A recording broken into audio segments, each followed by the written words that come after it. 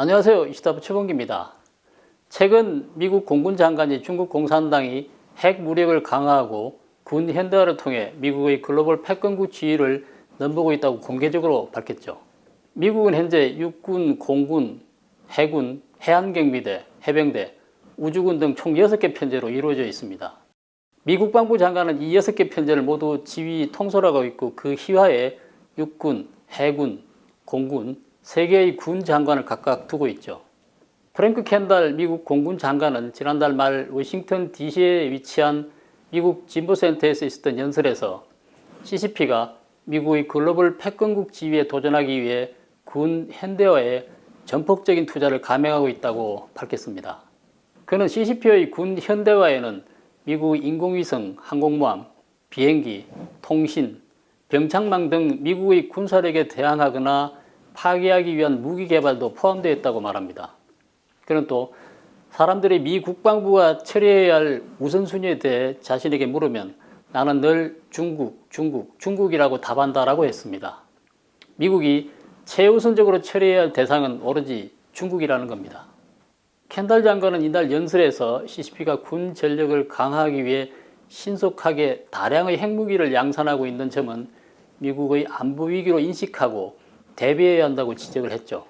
그는 중국의 핵무기 확산에 대해 설명하면서 CCP가 대만과 남중국해 등의 강범위한 군사 공격을 벌이기 위한 토대를 마련 중인 것으로 보이고 중국은 이러한 군 전력 강화를 통해 미국에도 도전해 올 것이라는 경고의 메시지를 내놓고 있습니다.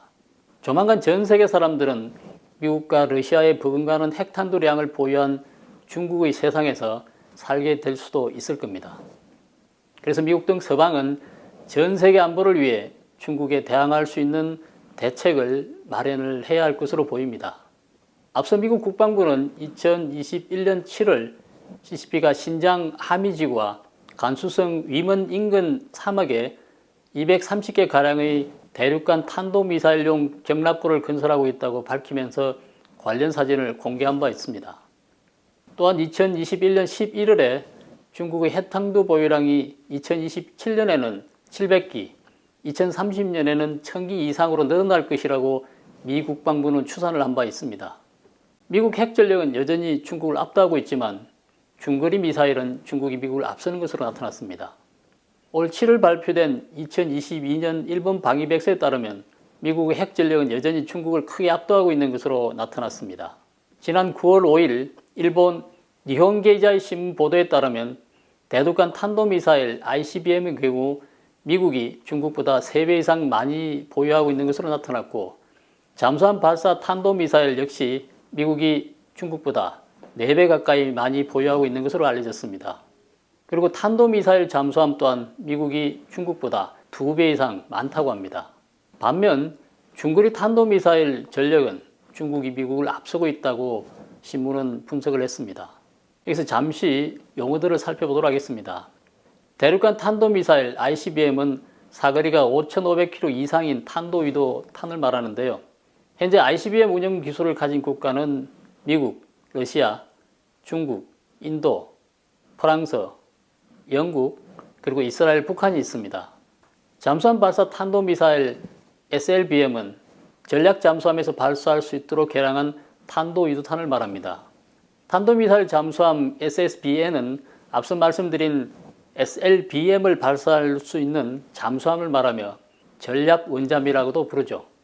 중거리 탄도미사일 IRBM은 사거리가 3,000에서 5,500km 사이인 탄도미사일을 말합니다. 미국은 지난 1987년 레이건 대통령과 고르바초프 소련 공산당 서기장이 체결한 중거리 핵전력조약 INF에 따라서 중거리 미사일을 모두 폐기한 바 있습니다. 이후 미국은 2017년 트럼프 전 미국 대통령이 취임하면서 2019년 8월 INF 조약을 탈퇴해 중거리 탄도 미사일 개발을 재개할 수 있게 됐죠. 미국이 INF 조약으로 인해 지난 30여 년간 중거리 미사일 개발을 하지 못하고 손 놓고 있는 상태였습니다. 그러는 동안 중국은 미사일 개발에 집중 투자를 했죠. 그 결과 현재 중국의 IRBM, 즉 중거리 탄도 미사일은 미국령 괌에 닿을 수 있는 수준까지 발전했다고 신문은 분석을 하고 있습니다. 전문가들은 미국은 대르 대중 핵무기 위협에 대비해 새 방위 전략을 구축해야 한다고 주장을 하고 있죠.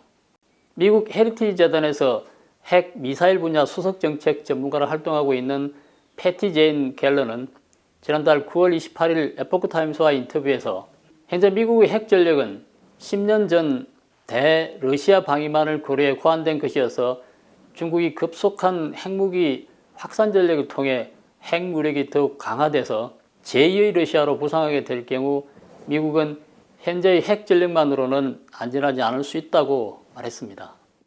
그는 또 미국은 중국과 러시아의 핵 위협에 대비해 두 나라를 모두 제압할 수 있는 새로운 방위 전략을 구축해야 한다고 촉구했죠.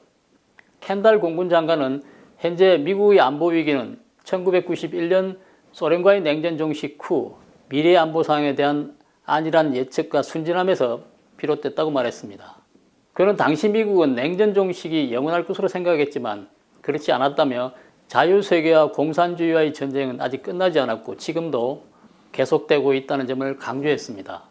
러시아가 우크라이나를 침범하면서 시작된 전쟁이 예상 밖으로 장기화되자 러시아 푸틴은 핵 위협을 시사하는 발언을 하고 있고 우크라이나는 핵 공격에 대비해 수도 키우에 대피소를 설치하고 인체 방사성 물질의 흡수를 방지하는 요드하칼륨이라는 알약을 배포하고 있는 것으로 나타났습니다. 두 나라 간 전쟁이 장기화되자 세계 각국 정상들은 지난달 말에 개최된 유엔 총회에서 러시아의 우크라이나 침공을 비판하며 전쟁 중단을 촉구했죠. 또한 그동안 러시아 편을 들던 중국마저도 격화하는 갈등의 우려를 표명하면서 양국이 조속히 협상에 나서야 한다고 촉구했습니다. 두 나라 간 조속한 외교적 해결책이 나오기를 기대하면서 오늘 방송은 여기서 마치도록 하겠습니다. 구독, 댓글, 좋아요를 누르시고 지인들과 공유해 주시기 바랍니다. 시청해 주셔서 감사합니다.